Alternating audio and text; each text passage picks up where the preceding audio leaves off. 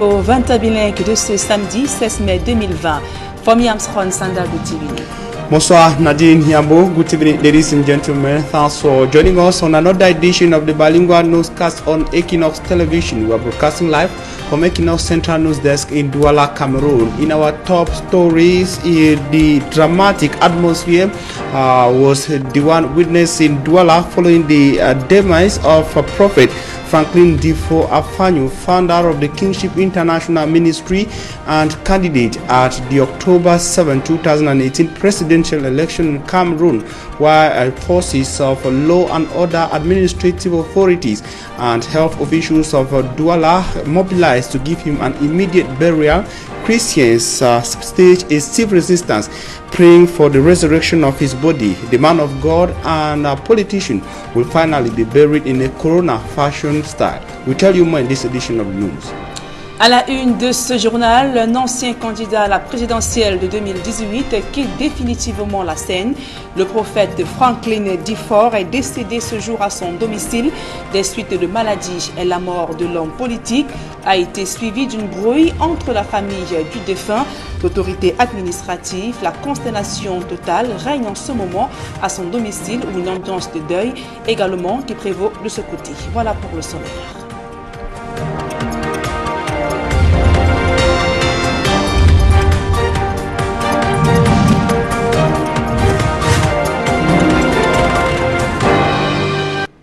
Mesdames, Messieurs, une fois encore, bonsoir et merci d'honorer ce rendez-vous de l'information sur Equinox Télévision. C'est un phénomène qui devient de plus en plus récurrent dans les hôpitaux publics au Cameroun. La séquestration des patients, une maman de triplé, a été retenue depuis plusieurs jours à l'hôpital régional de Bafoussam dans la région de l'Ouest pour facture impayée. Elle a donné naissance à des nouveau-nés par césarienne et depuis se trouve coincée dans l'incapacité de payer ses factures. Mama Soufone et Kediara.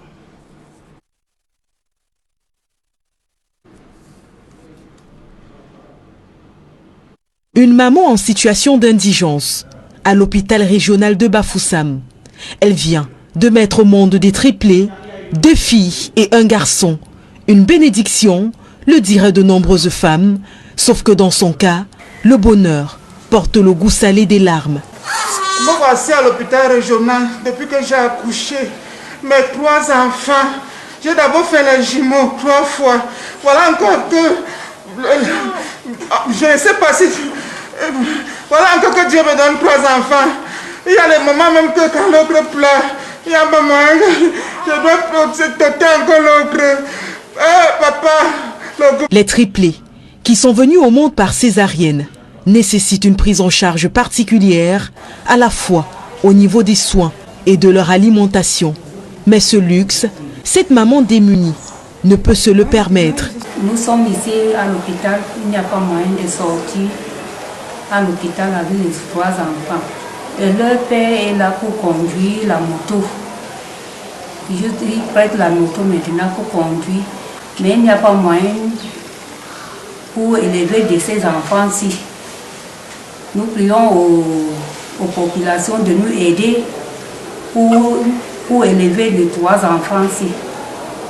Si Dieu nous comprend comment nous prions, c'est que vous allez nous aider. À l'hôpital régional de Bafoussam, où les triplés sont venus au monde, le mot d'ordre est clair, ils ne bougeront pas tant que les factures ne seront pas payées. Payées, oui, mais avec quel argent, se demande la famille qui se tourne désormais vers des âmes de bonne volonté. Et vous le voyez, la famille camerounaise aujourd'hui fait face aux difficultés qui entravent son épanouissement, notamment l'absence d'accompagnement et de moyens financiers pour subvenir à ses besoins. Des problèmes qui auraient pu trouver solution dans le code de la famille. Mais le document annoncé depuis belle lurette est toujours attendu. Les difficultés de la famille ont été soulevées à la faveur de la 26e édition de la journée de la famille célébrée hier vendredi. Cyril Emmanuel Job. La famille au Cameroun, dans un contexte de lutte contre la propagation du coronavirus. C'est à la faveur de la célébration de la 26e édition de la Journée internationale de la famille. Occasion pour le ministre de la Promotion de la Femme et de la Famille de plaider la solidarité entre membres d'une famille, même si les uns sont victimes du coronavirus. La présente commémoration m'offre l'opportunité d'exhorter les communautés, les familles, les parents et les enfants à l'application stricte des prescriptions gouvernementales, les malades du Covid-19 ou les personnes mises en quarantaine ont besoin de notre solidarité, de notre soutien et de notre affection. Évitons de les stigmatiser ou de les dénigrer. Elles ont besoin de notre réconfort, de nos encouragements, de notre soutien.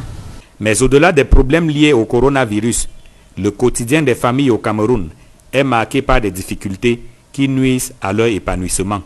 Il y a les violences familiales, les violences conjugales, les femmes qui subissent les violences par rapport aux colères de leur mari, les femmes qui sont pas assises économiquement.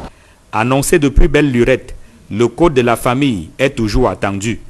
Son adoption et son application pourraient pourtant aider à alléger les souffrances de nombreuses familles. Le ministère de la Promotion de la Femme et de la Famille dit avoir fait le boulot. Il n'attend plus que la décision de la haute hiérarchie. Le Code de la famille est dans les grandes instances du pays. Le ministère a déjà travaillé, ça a été transmis au ministère de la Justice. Maintenant, ce code sera intégré dans le chapitre 1er du Code civil. On attend que les grandes instances décident. C'est au niveau de la haute hiérarchie. Le temps que la haute hiérarchie se prononce, les familles camerounaises font face aux situations de crise dont les enjeux et les défis sont scrutés à la faveur de la célébration de la 26e édition de la Journée internationale de la famille. Et sur le terrain de la lutte contre le coronavirus, le gouvernement annonce la distribution de 2 millions de masques de protection à travers le pays. Le ministre Paul Atangandi, qui fait l'annonce, fait savoir que c'est une initiative du chef de l'État, Paul Biya. Elle intervient au moment où des voix se sont élevées pour critiquer la décision de frapper d'amende financière les contrevenants. D'autres précisions dans ce reportage de Guizogo. Le dépistage rapide. Après le matériel anti-Covid-19, dont des tests rapides récemment, le ministre de l'administration territoriale vient d'annoncer la distribution de masques sur l'étendue du territoire national à l'initiative du président de la République. Aujourd'hui, son Excellence Paul Biya a décidé de monter d'un cran dans la sensibilisation des populations contre les dangers de Covid-19. C'est pourquoi le président Paul Biya a instruit le ministre de l'administration territoriale de procéder à la distribution de 2 millions de masques dans les 10 régions. Selon le ministre de l'administration territoriale, la particularité de ce don consiste à cibler les personnes vulnérables. La particularité de cette haute directive est la suivante. Le chef de l'État insiste de cibler les couches vulnérables et les endroits de grande promiscuité. C'est pour cette raison que le stock de 50 000 masques réservés à la région du centre seront distribués aussi dans certains endroits sensibles. Ainsi, Paul Atangandi annonce que les principaux marchés de Yaoundé ainsi que les associations de mototaxis, de Bayam Selam et des handicapés recevront chacun une dotation de 1000 masques issus du lot destiné à la région du centre. Reste maintenant, rappelle le ministre de l'administration territoriale, que les Camerounais s'attachent à l'idée du port du masque. En portant le masque, vous protégez votre vie et la vie des autres. En respectant les mesures barrières, à savoir laver régulièrement les mains, respecter la distanciation sociale, vous protégez votre vie et la vie des autres. Avec les mesures de restriction levées, c'est bien là toute la paire de manches. Et la crise anglophone qui secoue les régions du nord-ouest et du sud-ouest depuis 3 ans, ajoutée à la crise sanitaire du coronavirus, ont négativement impacté le jardin botanique de Limbé qui se meurt. Les responsables qui sont au bord de l'essoufflement sur le plan financier appellent le gouvernement à la rescousse. Xavier Foka, Davison Maimon. Le jardin botanique de Limbé dans la région du sud-ouest, où sont conservées plusieurs espèces protégées, se meurt et se rapproche de jour en jour de l'extinction. Selon les responsables, 2 facteurs principaux concourent à cet état de choses. D'une part, la crise anglophone qui a impacté sur les activités des principaux partenaires financiers qui n'accompagnent plus le projet, ajouté aux visiteurs qui se font rares. Since this the Nosso crisis started, Dès que la crise dans le Nozo a débuté, il y a eu baisse de visiteurs et naturellement la chute des rentrées financières. D'autre part, la crise sanitaire du Covid-19 qui a conduit à la fermeture temporaire de cet espace de protection des espèces rares. Nous mettons en application les instructions de notre hiérarchie en fermant temporairement ces terres protégées. Ces deux facteurs ont un impact financier énorme sur le fonctionnement du jardin botanique de Limbe. Les responsables espèrent un appui financier du gouvernement camerounais, ce qui leur permettra de prendre soin des animaux, entretenir le staff, le temps de cette période de crise. Tout autre chose à présent, y a-t-il un risque d'éboulement de terrain à Akomiada, situé en contrebas du palais des congrès de Yaoundé? Les autorités locales ont été saisies au sujet des agressions humaines dont cette colline fait l'objet du fait des activités agro-pastorales et des constructions anarchiques. Le gouverneur de la région du centre a prescrit l'arrêt de toute activité dans l'attente d'une étude environnementale. Emmanuel Job et Marcelin Gansop. Il y a quelques années, seules les activités champêtres avaient cours en contrebas du palais des congrès de Yaoundé. Les maisons d'habitation étaient plutôt rares. Les quelques-unes qui existaient étaient assez éloignées du site qui fait peur aujourd'hui. Aussi, avons-nous été surpris dès notre arrivée de constater que de part et d'autre, de nombreuses maisons sont sorties de terre et ont poussé comme des champignons. Plus grave encore, une voie a été ouverte en contrebas, juste à quelques mètres de la route qui relie l'avenue Jean-Paul II au bâtiment qui abrite le palais des congrès de Yaoundé. Nous sommes sur une voie récemment ouverte, laquelle serpente le contrebas du palais des congrès de Yaoundé. L'ouverture de cette voie n'est pas sans conséquence. Comme on peut le constater, un manguier est suspendu et ne tient plus qu'à un fil. Un coup de vent dans la capitale politique du Cameroun et le pire peut arriver. C'est d'autant qu'en bas de ce manguier se trouvent plusieurs maisons d'habitation. Nous essayons d'aller à la rencontre du propriétaire de la maison qui se trouve sous le manguier dont nous parlions tantôt. Nous retrouvons Fatou Aoudou en pleine cuisine. Sa famille est installée ici depuis 2010. On a peur. Est-ce qu'on connaît la personne qui a fait ça? On a peur. Nous, on attend que le jour qu'ils vont venir travailler. Et si nous sommes là, on va sortir pour les bandiquer notre toiture qu'ils ont cassé et puis le mur. Menacée de déguerpissement par la communauté urbaine de Yaoundé, elle affirme qu'un terrain d'entente a finalement été trouvé, ce qui justifie son maintien sur les lieux une dizaine d'années après. C'est le gouvernement qui a géré. Après, ils ont dit que non. Notre place là, c'est légal. Cette maison n'est pas la seule qui pourrait payer un lourd tribut si jamais il y avait un éboulement de terrain à l'Anguaché. Dans un communiqué radio-presse rendu public la semaine dernière, le directeur général du palais des congrès de Yaoundé écarte l'hypothèse de l'éboulement que beaucoup craignent. Christophe Mienzok rassure sur la solidité, la fonctionnalité et la sécurité de l'infrastructure dont il a la charge, en précisant qu'elle a su résister depuis 1982 à l'usure du temps, des intempéries et des agressions naturelles. Sauf que le 2 avril dernier, le délégué régional de l'environnement a saisi le gouverneur de la région du centre pour lui faire état d'un risque d'effondrement de la colline de Kolnyada, située en contrebas du palais de congrès de Yaoundé. À la suite de cette alerte, le premier adjoint préfectoral du Fundi a conduit le 29 avril une délégation mixte sur le site en question. Descente à la suite de laquelle plusieurs mesures conservatoires ont été prises en vue de la sécurisation du site et de la protection des riverains. Au nombre de celles-ci, la suspension des travaux de construction et l'arrêt de toute activité de carrière sur le site de Kolnyada. L'autorité administrative redoute justement que l'exploitation de cette carrière ne puisse avoir à long terme un impact sur la colline et par conséquent les fondations du palais des congrès de Yaoundé. Aussi, une étude d'impact environnemental a-t-elle été commandée afin de faire des propositions sur la préservation durable de ce site. En attendant, tout le monde est sur le qui-vive, aussi bien ceux qui ont entrepris des constructions parfois anarchiques que ceux qui y pratiquent l'agriculture de subsistance. En éducation, le gouvernement réactualise le calendrier scolaire en vue d'une reprise des cours le 1er juin prochain.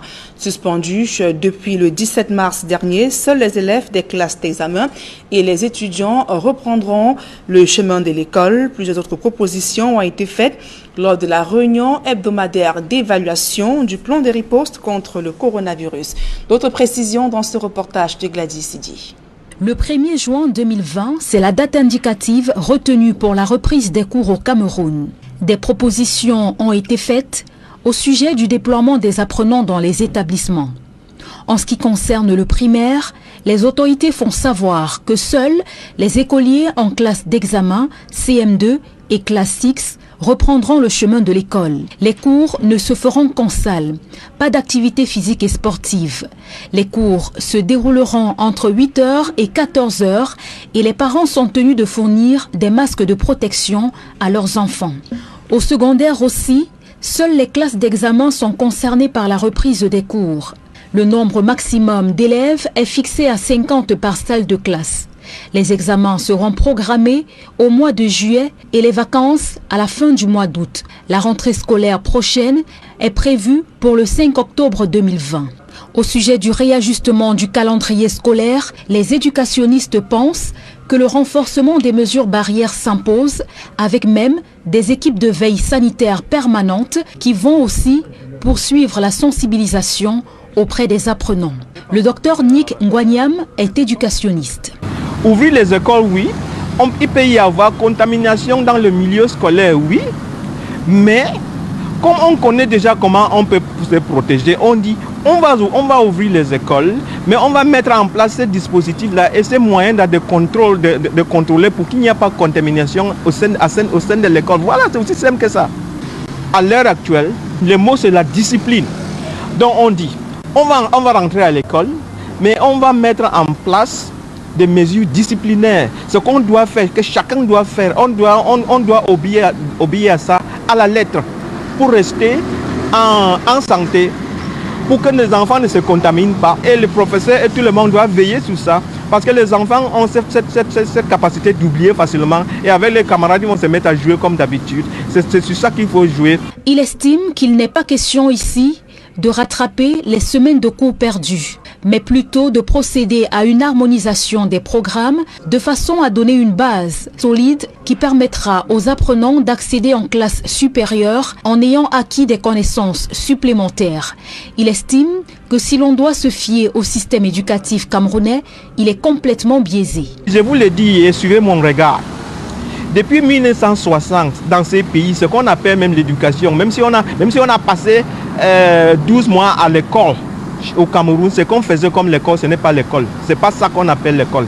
On s'est trompé sur l'école et ce que l'école doit être et ce que l'école doit faire. Le preuve, c'est que nos enfants sont tous sur la route avec les bacheliers et les licenciés et tout le monde. Il n'y a pas de travail, il n'y a rien, le pays ne se développe pas. Posez-vous la question. Et j'insiste que notre système éducatif doit changer et le moyen de faire doit changer et la vision doit changer. Pour les mesures prises au niveau du supérieur, les filières à grand effectif seront éclatées afin de limiter le nombre d'étudiants par amphithéâtre. Les évaluations en présentiel seront reportées au mois d'août 2020.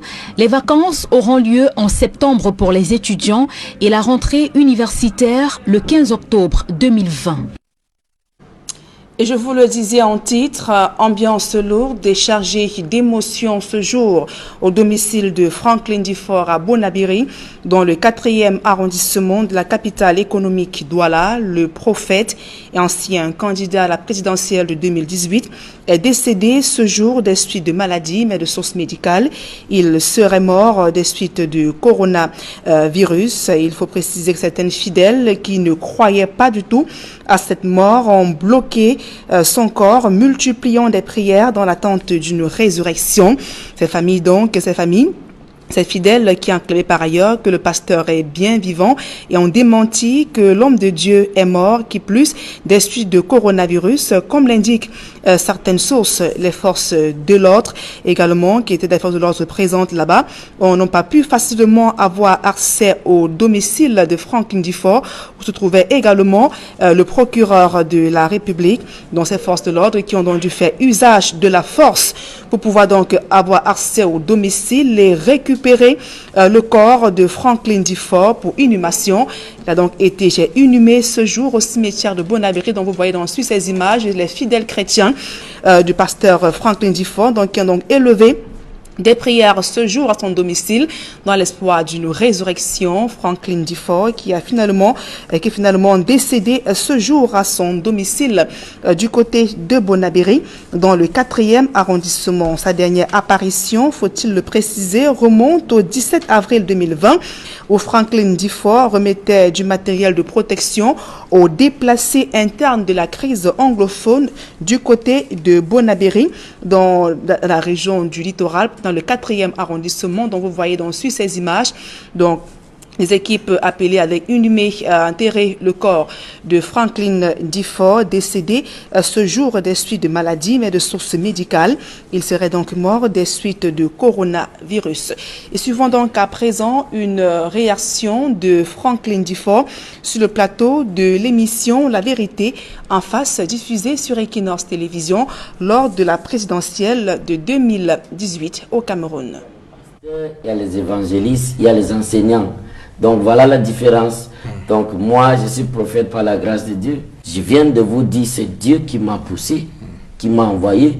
Il faut qu'on entre dans le professionnalisme et la réalité dans cette nation. Cette nation a été détruite parce que les gens balancent les informations à l'air sans calcul. Quels sont vos calculs? J'arrive. Les informations qui ne sont pas fiables. Et quand il s'agit d'exécuter maintenant, on voit une autre chose. Mais moi, je ne serai pas en train de le faire parce que les gens vont vouloir que je dise 4 États fédéraux, 10 États fédéraux. Non. Il faut d'abord, we need to hold a conclave. Et à peine la mort de Franklin Dufort annoncée, Serge Espoir Matomba, premier secrétaire du PUS, s'est dit profondément touché par cette disparition de l'homme politique. Il regrette une grande perte. Serge Espoir Matomba qui a également adressé ses condoléances à la famille du disparu. Nous y reviendrons. For me, Armstrong Sanda, you have the second part of this news. Thanks, Nadine Yambo. Thanks, ladies and gentlemen, for staying with us in the second segment of news in the English language. We begin on a third page, talking about the demise of Prophet Franklin Dufort Afanyu, founder of Kingship International Ministry, who is no more. The man of God died in his residence in Bonabéry in the Douala 4 subdivision today, May the 16th, 2020, at the age of 40. The latest public appearance of Prophet Franklin Dufort Afanyu dates back as April the 17th, 2020, still in Bonabéry, a Douala 4 subdivision. During that period, Franklin Dufort Afanyu was distributing COVID-19 protective kits to inhabitants of some of the key neighborhoods of Bonabéry, including face masks, hand sanitizers, and hand washing buckets. Back then, it was a healthy and strong Franklin Dufort Afanyu, full of life and apparently with a lot to offer to the Cameroonian nation before the shocking news this May the 16th, 2020 of the death of Franklin Dufort Afanyu. On the political scene, Franklin Dufort Afanyu was founder and president of the Cameroon National Citizens Movement political party, under which he ran for the October 7, 2018 presidential elections in Cameroon. His CNCM political party also took part in the just ended February 9, 2020 twin elections in Cameroon, winning the Banker Council in the Upper Cam division of the West region of Cameroon. Away from politics, Franklin Dufort Afanyu, as I indicated, was founder and general overseer of the Kingship International Ministry at his Bonabéry residence. Today, it was a dramatic atmosphere as administrative officials, security officials, and health officials of the Douala 4 subdivision and some across the city of Douala mobilized to give him an immediate burial.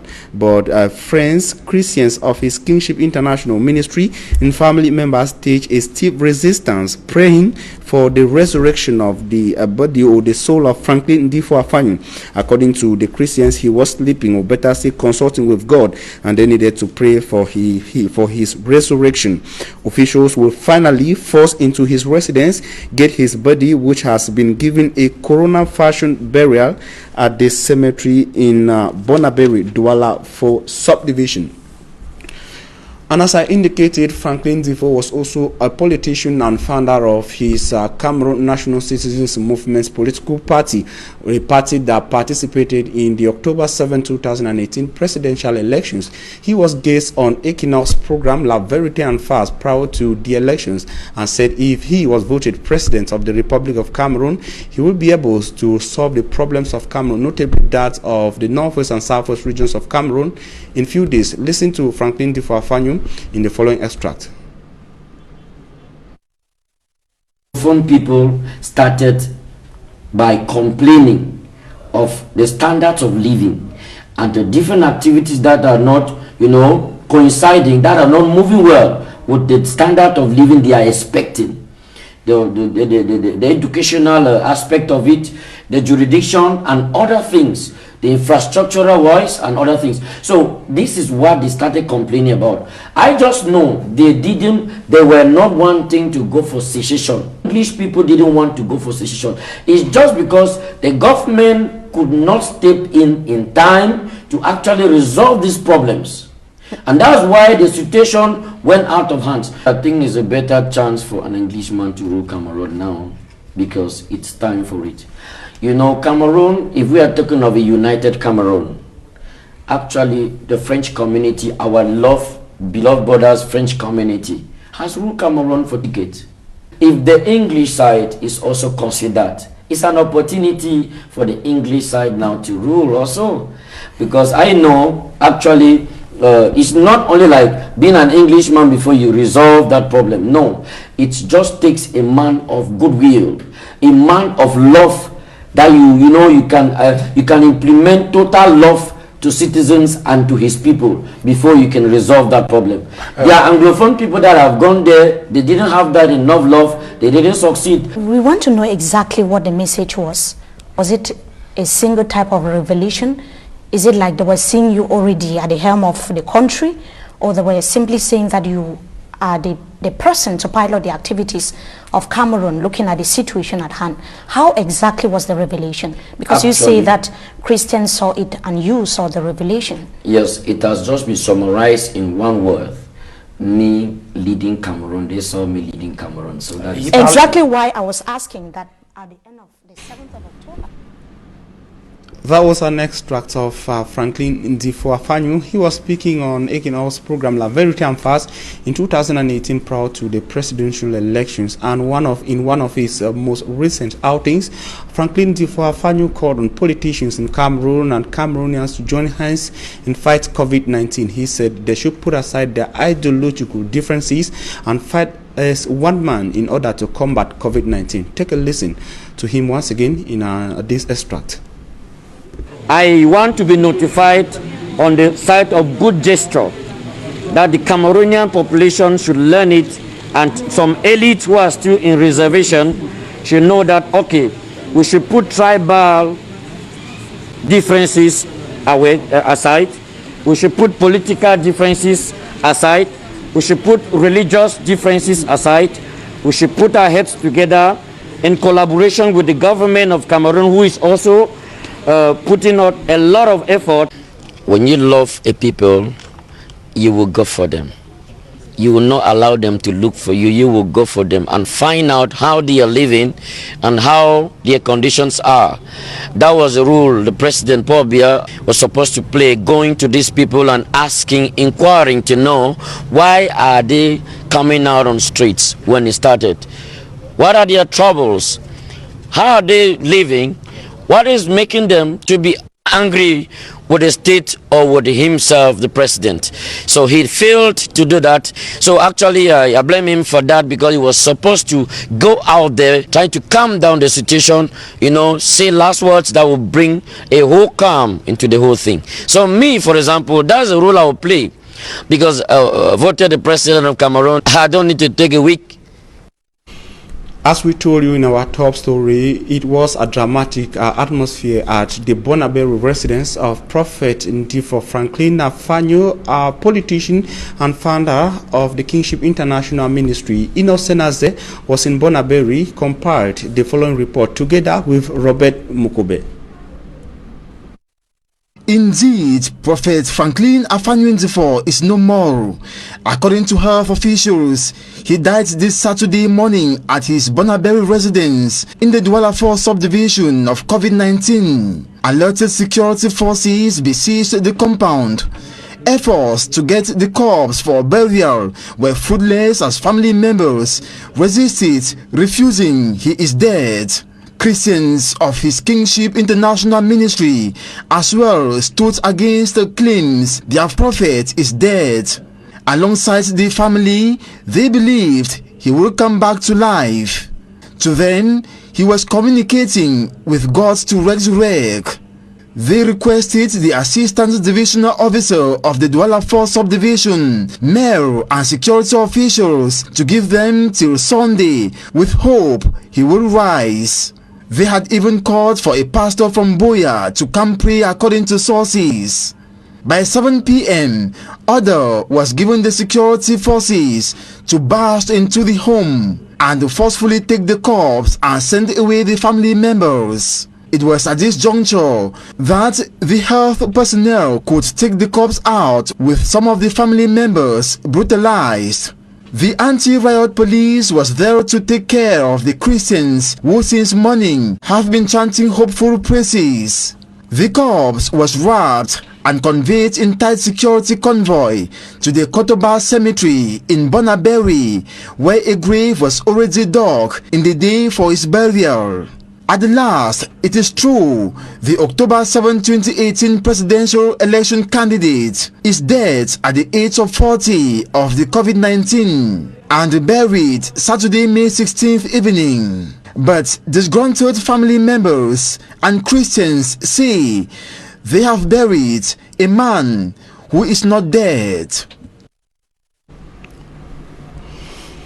As our situation there, and the government of Cameroon has continued to step up the fight against COVID-19 in all the 10 regions of the Republic of Cameroon. And in the Northwest region, the minister delegate in the Ministry of Public Health in charge of pandemics and epidemics, Halima Yatou, came visiting with officials of the Northwest region of Cameroon. He was received by the Northwest regional Governor Adolphe Lili Lafrique and the public health delegate to the Northwest region of Cameroon. During the visit, the preparedness of the Northwest region was presented to Halima Yatou, who spoke to our reporter Mustela at the end of the visit, and she sent the following extract. Just I have some word about the governor. It's the leaders in Northwest region, congratulations all population in Bamenda, all population in Northwest, all administration and population, all personnel medical and population, this synergy to fight against COVID-19. I like this position continue to fight the same energy, the same engagement, and the same volunteer. This is a problem, it's an humanitarian problem in all the world, not only Cameroon, not only Bamenda, not only Garwa, not only Bamenda, not only Marwa. This humanitarian problem is very, very important to the South population in Bamenda also to continue to fight the problem with President Paul Biya against this coronavirus. Thank you. At the Northwest region, it should be recorded that the Northwest region has 35 confirmed cases of COVID-19, and so far 5 persons have been killed by the coronavirus pandemic across the Northwest region. And as Cameroon fights against COVID-19, the Ministry of Public Health, rather the Ministry of Women's Empowerment and the Family, is conscious of the devastating impact of COVID-19 on families across the country. Celebrating the World Day for the Family, Cameroon's Minister of Women's Empowerment and the Family, Professor Therese Abena Ondwa, encouraged women to continue to stand by their families as the country fights COVID-19. Listen to her in the following extract.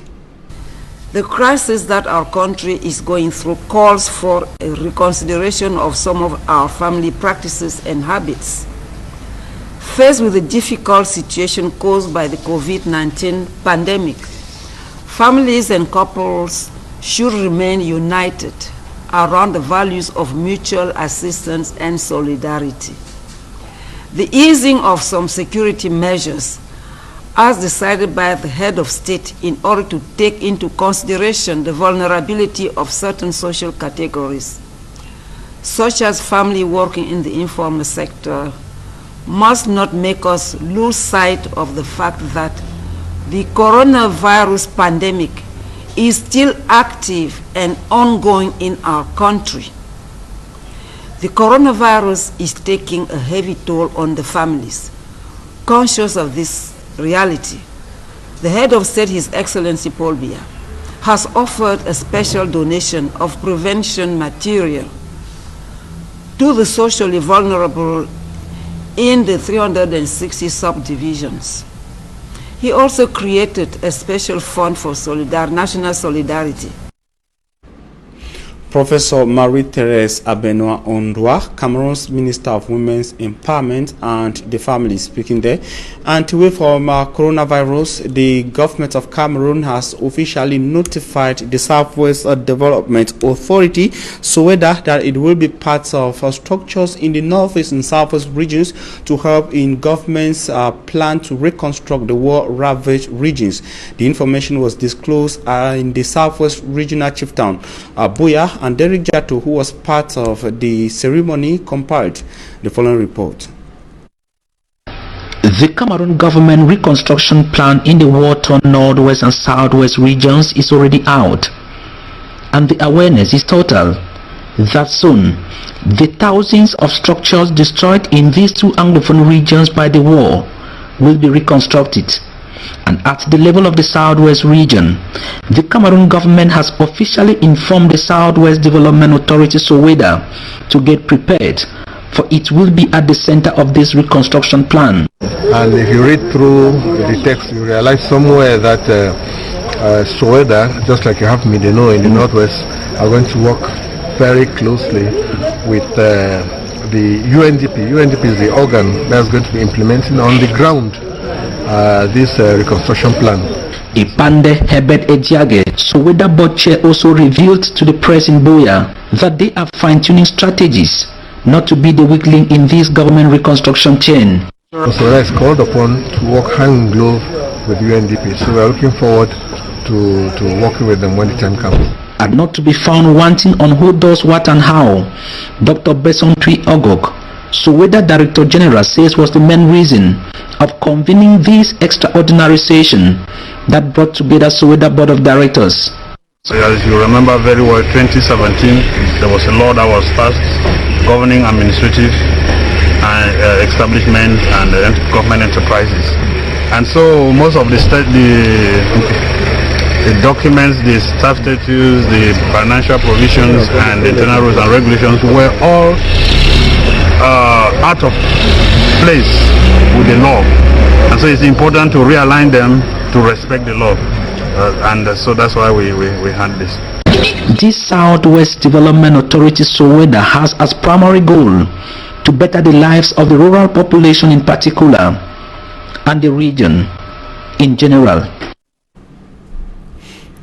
Very Jato reporting from Buya in the Southwest region of Cameroon, and that report brings us to the end of this edition of the Bilingual Newscast on Equinox Television. We thank you for your very kind attention, wishing you a blessed stay in the company of programs on Equinox Television. Nadine Yambo, have a nice evening. Merci, Fomi Armstrong Sanda. Fin de ce journal, mesdames et messieurs. Merci pour votre aimable attention et passez d'agréables moments en compagnie de nos programmes.